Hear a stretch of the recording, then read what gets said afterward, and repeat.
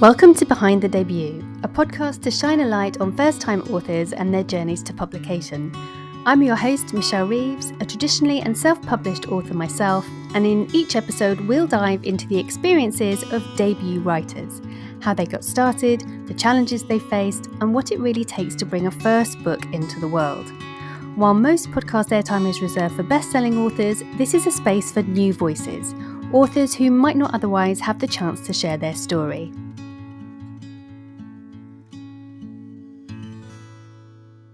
In today's episode, I'm delighted to welcome MA Batten, a neurodiverse screenwriter and award-winning author of fantasy, sci-fi and dark fiction, including his debut novel, Dark and the Boy in the Hole. Welcome to the show. So to start off with, can you just introduce yourself and tell us a little bit about your first book and what inspired you to write it? Hi, thanks for having me on Behind the Debut. It's very exciting. My name's MA Batten. I'm an author of fantasy, sci-fi and dark fiction, verging into horror. I previously had a 25-year career in advertising agencies in Australia and the UK and various other markets around the world as a creative, one of those people who was charged with coming up with the ideas for the ads for various brands and products. While it started out as a fun career, it's had its soul stripped out of it and the fun has disappeared. So I found myself wanting and desperate to try and tell stories that didn't involve brands and their stupid reasons to buy their crap. And this happened as we were entering into COVID. I found myself in lockdown between two jobs, and that's when I rolled up my sleeves and I wrote and published my debut novel of Dark and the Boy in the Hole. It's a fantasy novel for all ages. Wow, and isn't it amazing and actually brilliant how many people released their first, novel or book from inside them out into the world during lockdown. I think it's just amazing. Can you tell us, with Dark and the Boy in the Hole, did you plan it extensively or are you a bit more of a pantser when it comes to writing?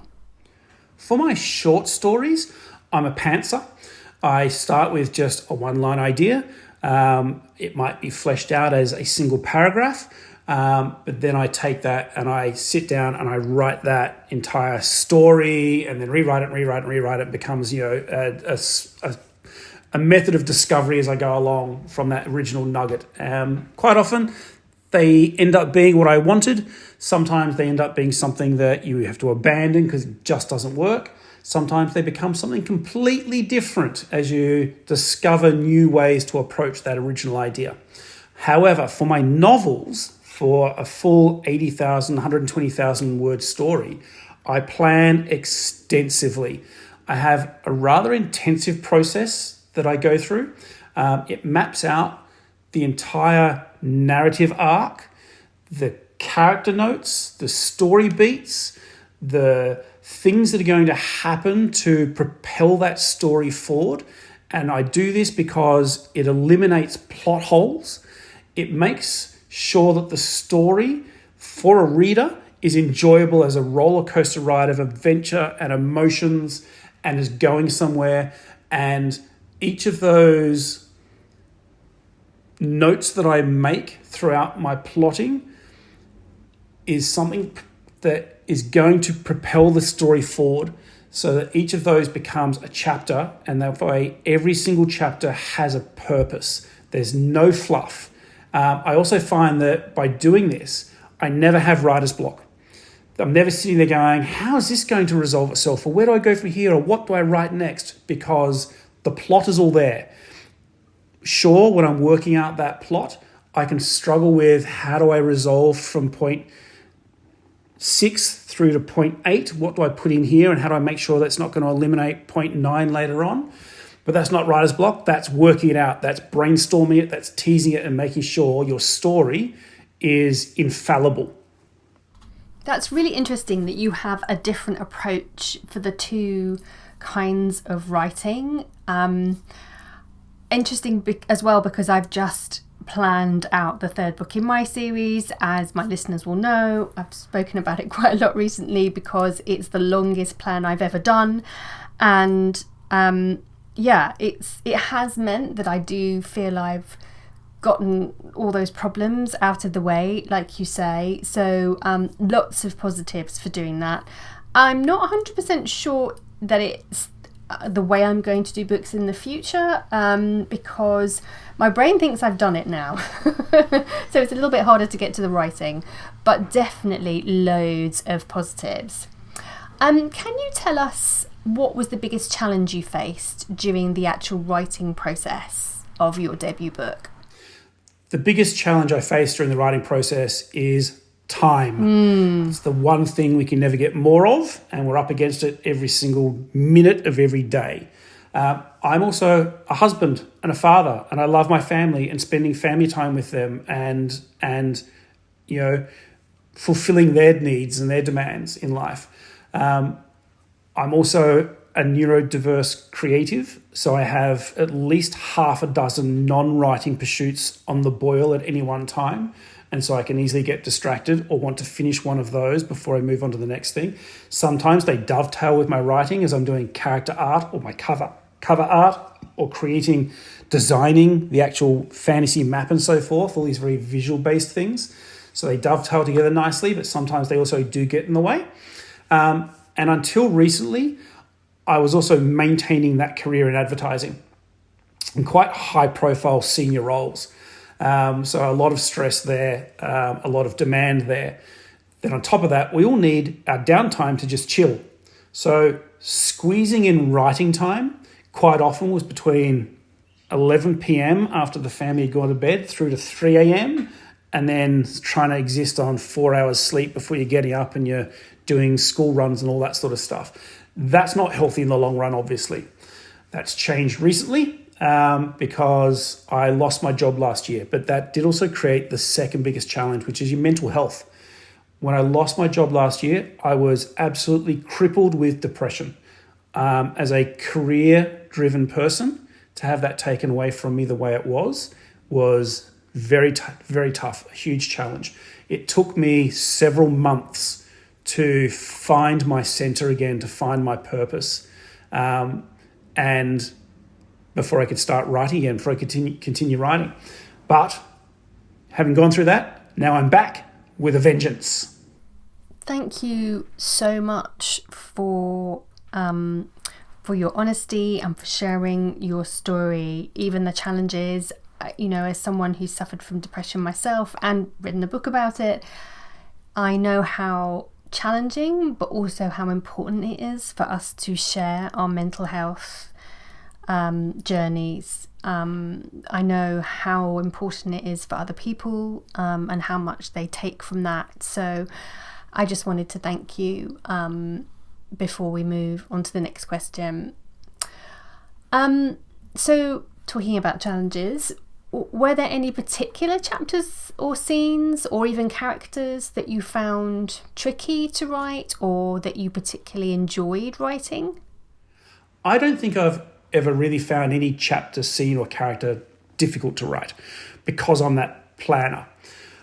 But because I was also a screenwriter based off also having written lots of TV commercials, I write my stories very visually to make them leap off the page, to really colour and paint a picture in the reader's mind.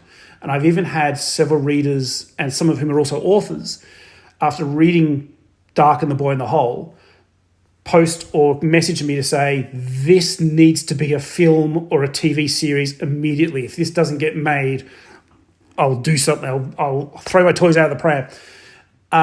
And that's amazing because that's what I'm after. I want to write scenes that have that kind of reaction, that people can see how it's playing out.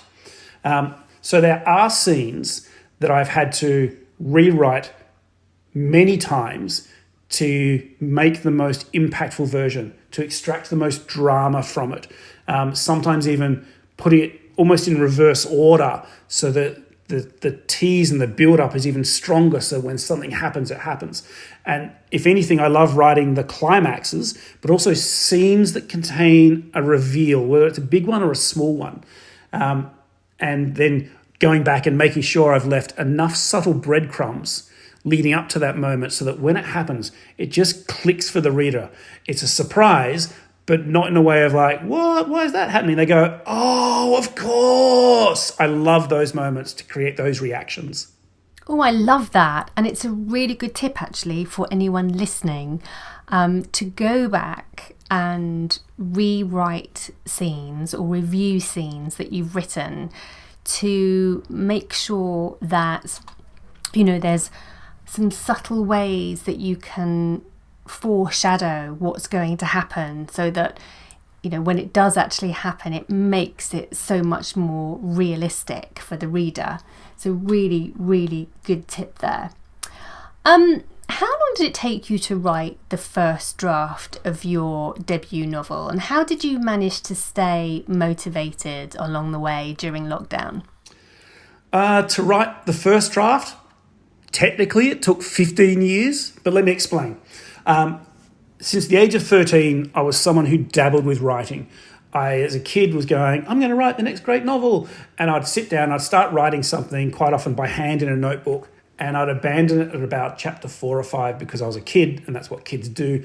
But I had a pattern of doing that probably every 5 or 6 years throughout my life, taking a new idea and going, I'm going to write this, because I did another one at about the age of 18, 19, I did another one about the age of 24, did another one about the age of 30. So I had this pattern of coming up with an amazing idea, sitting down to write it, getting part of the way through, probably only at most a quarter way into it, and then abandoning it, getting distracted by everything in life and all those kinds of things.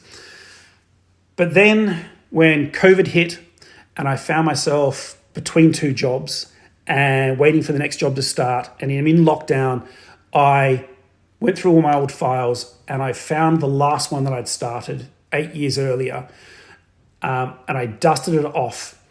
And it was Darker, the Boy in the Hole. And I read it and thought, I've got something here. I've got something big. I've got something really strong. So I started the whole thing again. And I finished that first draft in about 6 months. And then it was probably another 6 months for another 5 or 6 drafts, iterations of it, before I was really happy with it.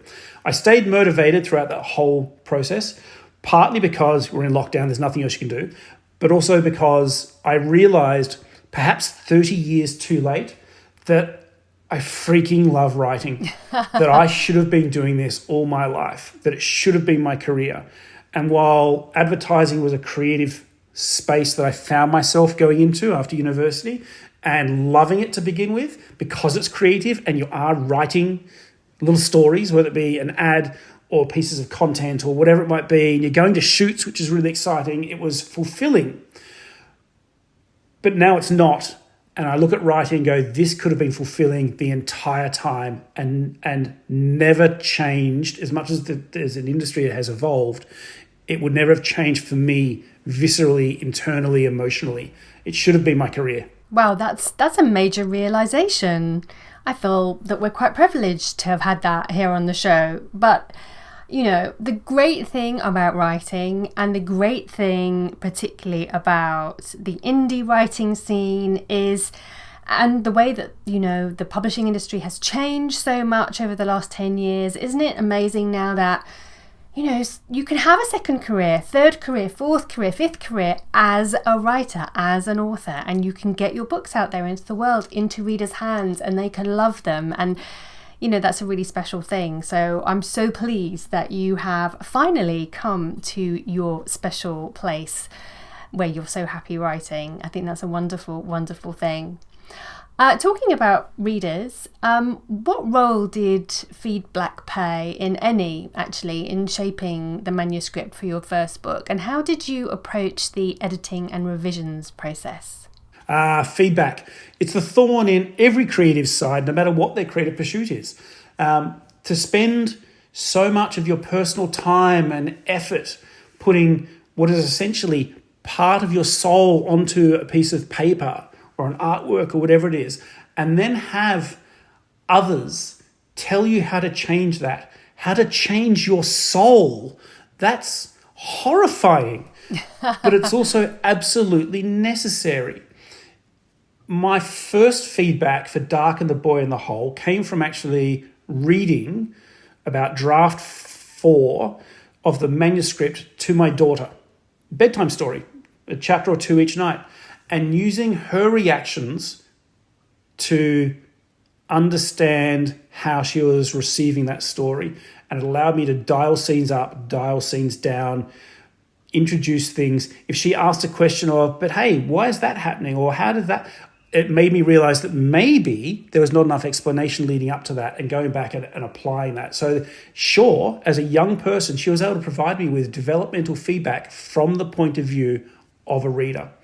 I also think that as a writer, you can somewhat step outside of yourself as a writer to engage your brain as a reader if you sit down with a printed copy of your book and read it cover to cover.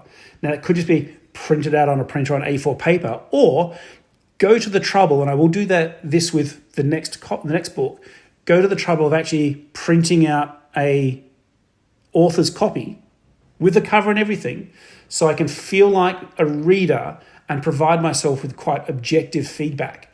I can identify things that I go, I'm not the writer now, I am the reader. And as I'm reading, going, yeah, that's just, I don't get it. I don't get that. And question myself. And then obviously, thirdly, an editor. I found mine on social media. Her name is Taylor Brodigan. She's in America. She had a career, I believe, as a therapist, as somebody who was helping people. And she was looking to establish herself as a new editor. And to do that, she was looking for new writers that she was going to offer her service to for free, so she could work through the process and apply the skills she'd learned years ago to it as a job. And she was fantastic. She was absolutely amazing. She provided some developmental feedback, not much, because she said I'd absolutely nailed the story. She said there's almost nothing to say about how this story flows and the writing style. She did provide some line edits, certainly some proofreading edits, a little bit of sensitivity edit, some checking there on a character that I'd created. She had some questions around that allowed me to address it before it became a problem. So she was absolutely invaluable, fantastic. So if you can find yourself an editor, even somebody who is in their infancy in their editing career, but so long as they are so open-minded like Taylor was, before she even got my manuscript, we both insisted on having a video chat together from opposite sides of the world to just understand each other, so that she could also understand who I was, why I was writing this story, what the motivation for it is, what's my style, how do I want readers to feel, before she actually even sees the words and tries to massage them as she might want to into a book. The second part was her also agreeing to me, and that was the way she wanted to do things, is it's not her book, it's my book. She wanted to just say, here I am as somebody who reads a lot and understands the editing process. Here are some suggestions I would make. And that's probably the most important thing regarding feedback, is to remember you don't have to make all the suggested changes, but also don't reject all the suggested changes. There are some things you can, as I did with Taylor, you explain, you talk about it, she goes, you're absolutely right, I see that now, and maybe here's a minor tweak elsewhere that helps address that. You don't have to make them all. It's a conversation. If it's a collaboration, it has to be a conversation. Wow, Taylor sounds amazing. What a great editor. And I love that you established that relationship together before you started working on the manuscript. I had a fantastic relationship with the editor of my second book, actually, who is a screenwriter. And yeah, he's really... We had the similar kind of conversation about what was the book were about. So I think it's a really good tip, and well worth spending the time getting to know an editor if they're going to be working on your book with you. So definitely agree with that. How have you approached promoting Dark and the Boy in the Hole? Do you enjoy marketing? Is it something that you like doing? Look, with a 25-year career in advertising, I probably have a unique approach to marketing my book, and I hate it with a passion. I've seen inside the greasy, oily machine of advertising, and I've seen how it works and why it works, but also how and why it doesn't work because of how consumers respond, and it becomes almost a bit of a hiding to nowhere in 99% of the cases. But I also know how it works. So I apply my experience from that entire career into the places where I can't apply money, because advertising is expensive, marketing is expensive. And even people who go, oh, I will just do some Facebook advertising for like $5 a day for 1 month. That will get you nowhere. You've got to spend a minimum of $5,000 in that one platform to have any real impact, and sometimes $10,000. And we just don't have that money as debut indie authors. So the key thing is doing it organically, understanding how it works. So social media has been my biggest focus, but also book conventions have been a great way to promote yourself, to promote your work. It's also a great way to meet the people who buy books, certainly the people who are buying your book or your genre of story, to chat to them, to engage with them, to understand them. And some of this stuff is motivated or inspired where I'm taking the next story, but also allows you to show them who you are, to show them the real person behind that 100,000 words so that they can feel part of you while they're reading the story. And I absolutely love that part of the whole thing. Meeting readers is the best fun. Oh, I completely agree with you. Meeting readers is so much fun. And as a writer of children's stories, I absolutely adore meeting my readers and how enthusiastic they are about Minecraft and how they can tell me everything about the Rescue Quest stories and what they think is going to happen next, which I always love to hear about. But honestly, that tip you gave about paid for advertising was worth the price of admission alone. Everyone has to take that on board. And I know I will be. It's, budgets are tight when you're an indie author, and it's so important to know where to spend your money on your marketing. So that was a fantastic tip. Thank you. Can you tell us a bit more about your writing routine? Do you have a routine, and are there any favourite tools or resources you can't do without? My actual sitting down and writing routine always involves a cup of tea and some biscuits, an empty house ideally where everyone has gone out, and usually some just innocuous music playing in the background. I do have a lot of tools and resources that I can't write without, that I can't do without. The biggest one, my plotting process, results in a wall covered, absolutely plastered with these sticky notes, and each one is a plot point. They're all color-coded. They're all grouped into sections to match my own version of the hero's journey in a 5-act structure with the highs and lows that you want the emotional response to be.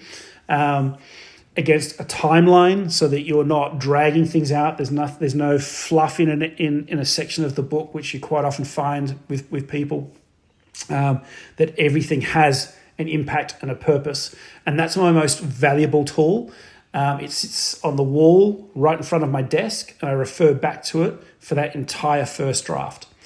But I also have my own library behind me on shelves loaded with reference books on mythology and fable and history that I constantly refer to for historic folklore on fantasy creatures, particularly for this series where there's a lot of fantasy creatures. It's all about these old world creatures, because I like to uncover their original incarnation before it was distorted by contemporary narratives or Hollywood or whatever it might be. I like discovering the more unusual creatures, especially ones that have a basis in the real world beliefs of our old cultures. Why did people believe this particular creature looked like this? Why did they leave this kind of tribute for it on their doorstep? And then understanding how that might exist as a creature in my world. Because I'm also a nerd. I'm a massive nerd. So I also do a lot of online research to build out the world, to flesh out the world. Things like understanding how a trebuchet works. How can you improve upon the medieval trebuchet technology? To the point where I found a guy in the UK who's an engineer, and he actually engineered a flywheel trebuchet that has the most incredible distance and speed and throwing power. I've taken that, I've applied that, so that I've got these new version of trebuchets that easily could have been something of the medieval world, but now I've put them in a fantasy setting. Understanding how and when things like gunpowder were invented and first used, to add that to the story. Because my fantasy world is a classic fantasy world with swords and armor and castles, which pretty much puts it on par with the Middle Ages of our real history, between 800 AD and 1400 AD, 1200 to 1400 AD. And this was also a time of massive inventive discovery, invention, and the birth of certain sciences and chemistry. And so I apply some of those things into my fantasy world to make it richer and different from other fantasy worlds, but without completely upending people's perception of what should be a classic fantasy world with elves battling against humans and dwarves in the background and that kind of thing. I also have other quirky ones. There's a particular website that I refer to, which is essentially an entire database of the meanings of baby names. And I use that in a reverse search to find names for my characters because, again, as a nerd, I want all my characters to have a name that has a meaning that might be a clue to their origin or maybe even their fate. So when you're reading my books, if you see a character name, you could actually search up what the origin is or the meaning of that name. And sometimes it might go, oh, this meaning is fire. This guy is going to be in trouble later on, that kind of thing. Because I am, like I said, a massive nerd. So I like to fill my stories out with Easter eggs and what essentially could be trivia on the back end. Oh, I love that. And I agree with you. I love putting Easter eggs in the Rescue Quest series as well. And a lot of the characters have Latin names, which people can look up, and there is a meaning to that Latin name that reflects the character in some way, and that's super fun to put together. So I'm definitely with you on adding those little tips into the back of the book so people can find some of those hidden meanings.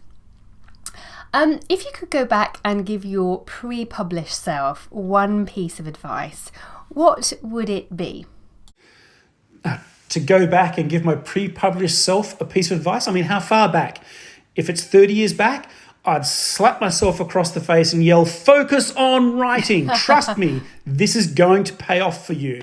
Don't waste these next 30 years. If it was only 5 years back, I would sit myself down and in one day give myself an entire crash course of the whole publishing aspect of the business. The pros and cons of traditional versus indie / self-published. I would save myself 18 months to 2 years of fumbling and stumbling your way through it and discovering it day by day and having them backtrack and redo things and learning along the way. If there's a way that I could help myself, it would be everything that I've learned on that side, to sit down with myself for one afternoon, 1 hour, and go, here's what you do, here's what you don't do, just do this. Oh, heck yes to that. The publishing industry, when you first start writing or publishing a book as an indie in particular, there's so much you need to learn and it can be really overwhelming. So I think that would be great pre-published advice. Can you tell us what's next for you as an author? I know that you've got some stuff in the works. Can you give us a bit of a peek behind the scenes? So while I was waiting to see how Dark and the Boy in the Hole would be received by readers, I started writing a collection of short horror stories. Some of those I entered into writing competitions. They won awards. I've got some prize money off the back of those. Some of them have been published in other anthologies. So I know that there's good fertile territory there for me to create my own anthology of horror stories. And that book will continue.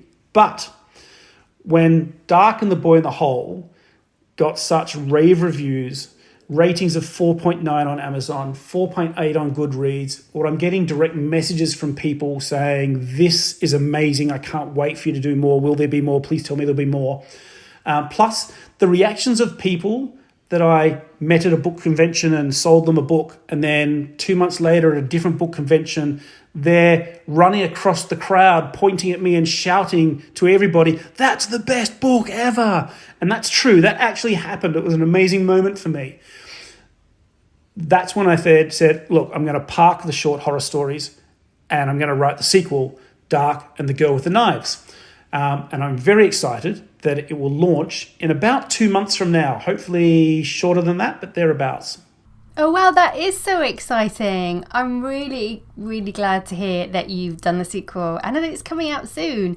I will be sure to put the links to both book 1 and book 2 in the show notes so that everyone listening can check them out. And congratulations to you on the amazing awards you've won for your short stories. Finally, thank you so much for being on the show today. It's been a real pleasure. Where can people find you and your books? So you can find Dark and the Boy in the Hole by me, MA Batten, on Amazon, and you can order it at good bookstores. You can also go to my website, mabatten.com. There'll be links there to everything to find them easier. I did also follow up Dark and the Boy in the Hole last year with an illustrated compendium of all the monsters, all the creatures that you meet in that story, in that novel. It's a book titled Bestiarum Noctis. It's a slight continuation of the story. It fleshes out the world further, but also continues on from the last page of Dark and the Boy in the Hole with almost a bit of a parallel story that happens, bridges the gap between Boy in the Hole and Girl with the Knives. But it's also, as an item, the Bestiarum Noctis actually features as an artifact in the fantasy world. So it appears in the sequel and is quite central to the story in the sequel.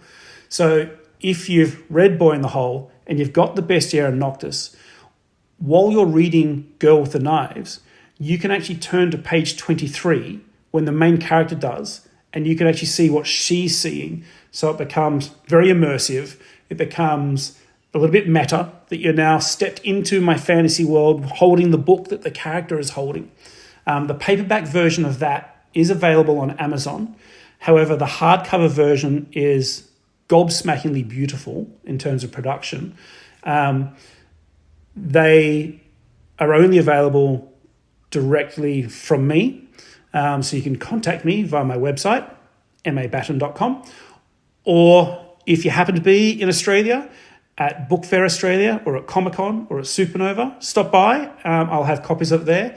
It is an incredibly sought-after item, I've got to say. It sells incredibly well. People want it, they love it. So I'm probably going to do something similar to that after Girl with the Knives. I don't know what yet, but something similar to bridge between Girl with the Knives and its sequel in the series. Oh, wow, that sounds incredible. What an amazing idea to create the book that one of the characters is reading in the story. I think that's amazing. I will be sure to put all those links in the show notes for you guys so that you can go and check them out. Thank you once again for being on the show today. The amazing MA Batten, everyone. Do go and check out everything that he's doing right now. Thanks for having me on Behind the Debut. I'm MA Batten. Get yourself a copy of Dark and the Boy in the Hole and look out for Dark and the Girl with the Knives coming out soon. That's it for this episode of Behind the Debut. A huge thank you to MA Batten for sharing his journey with us. If you enjoyed this episode, please consider subscribing, leaving a review, or sharing it with a fellow book lover. It really helps new authors to get discovered. And you can find out more about today's guest, including where to buy their books, in the show notes. If you're a debut author yourself and would love to be featured, email me at michelle@michellereeveswrites.com for more details. Thanks for listening, and until next time, keep writing, keep dreaming, and keep turning the page on your own story. Bye for now.